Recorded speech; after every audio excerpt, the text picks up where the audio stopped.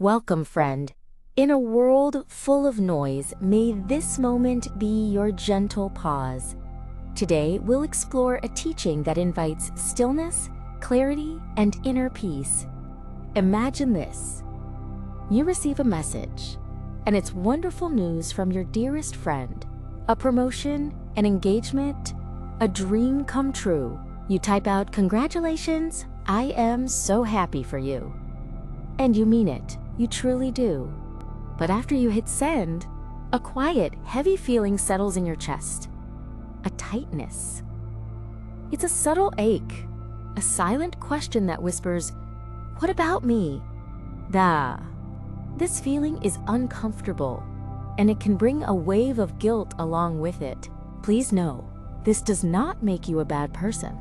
It makes you human. You are experiencing a deep-seated affliction that the Buddha spoke of thousands of years ago. Today we will explore the path of transforming envy into a source of peace. This journey is not about shaming the feeling away, but about understanding it with compassion.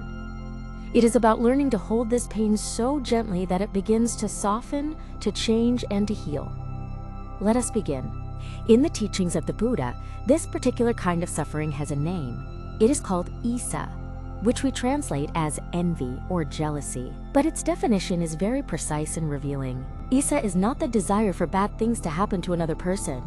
It is simply the inability to bear their success, their fortune, their happiness.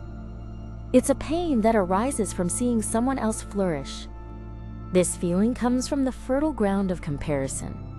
Our ego, feeling a sense of lack, measures our life against another's and finds itself wanting. It creates a story of scarcity, as if there is only a limited amount of happiness in the world. The Buddha described envy as a poison, but it is a strange kind of poison. It is a poison that we drink ourselves, hoping the other person will be harmed. In the end, we are the only one who suffers from its bitterness. It clouds our mind, drains our energy, and robs us of our own capacity for peace and joy. It disconnects us from our friend, building an invisible wall where a bridge of connection once stood. Recognizing this is the first step toward freedom, we are not fighting an enemy. We are simply tending to a wound within our own heart. And for every wound, the Buddha offered a path to healing. If envy, or Issa, is the poison, then there is a direct and powerful antidote. It is a quality of the heart known as Mudita. Mudita is often translated as sympathetic or altruistic joy. Mudita is the genuine, wholehearted happiness we feel for the happiness of others. It is the ability to celebrate their successes as if they were our own. It is the joy that is not diminished by sharing, but multiplied. This beautiful state of mind is one of the four immeasurables, or Brahma Viharas. These are four sublime states, alongside loving kindness, compassion, and equanimity, that we can cultivate to bring boundless peace into our lives. It is so important to understand this. For most of us, mudita is not our default setting. The teachings say that it is a quality that must be developed, cultivated, and practiced, like strengthening a muscle. We don't need to force it or pretend to feel it when we don't. That would be just another form of self-deception. Instead, we gently, patiently create the inner conditions for this joy to arise naturally. Practicing mudita is the act of turning the mind away from the story of lack and towards the reality of abundance. It is realizing that another's light does not dim our own. In fact, it adds to the light of the world. So how do we begin this cultivation? How do we apply this ancient wisdom to the very real pain in our heart? We can begin with 3 simple, gentle steps. Let's walk this path together. The first step is to reflect on the benefit of mudita for ourselves. Understand that cultivating joy for others is not a sacrifice, but a profound act of self-compassion. It is the medicine that frees you from the poison of envy. When you rejoice in another's happiness, your heart becomes light. The tightness in your chest dissolves. The mental chatter of comparison goes quiet. You give yourself the gift of peace. The second step is to start where it is easy. Do not begin with the person whose success is causing you pain. That is like trying to lift the heaviest weight first. Instead, start with someone whose happiness is easy for you to feel. Bring to mind someone you love without complication. perhaps a child, a beloved parent, a mentor, or even a pet. Picture them happy. Picture them experiencing a moment of pure joy or success. Now try to feel that joy with them. Let their smile bring a smile to your face. Let the warmth in their heart create a warmth in yours. Silently wish them, may your happiness and good fortune continue. May it grow. Rest in this feeling. This is Mudita. It feels open, sweet, and peaceful. This is the state of mind we are nurturing. Practice this for a few moments each day, strengthening your heart's capacity for shared joy. Now for the third and most courageous step. When you feel ready, you can gently turn your attention to the person whose success has been a source of pain for you. This requires great tenderness.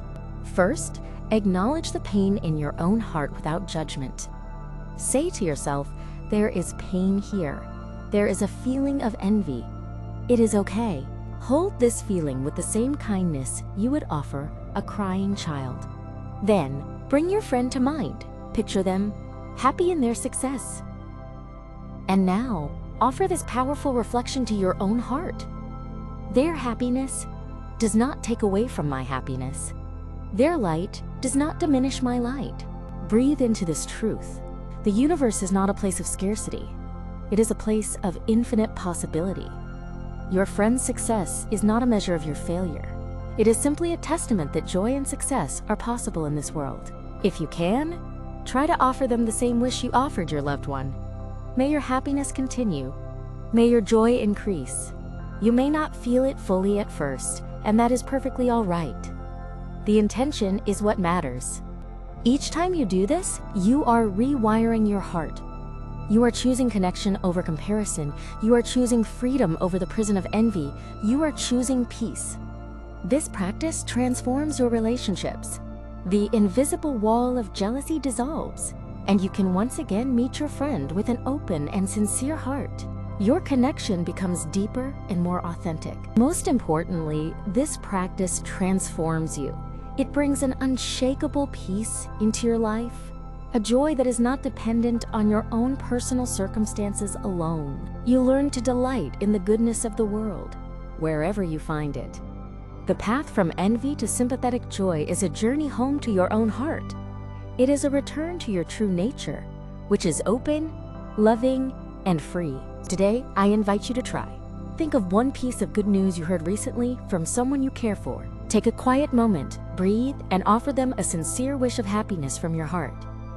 Feel how that simple, selfless wish changes the landscape of your own mind. Notice the peace it brings. This is your true nature. This peace is always available to you. Thank you for being here. If this teaching brought you calm or insight, consider sharing it with one person or many. May you walk gently today with peace in your heart. Until next time.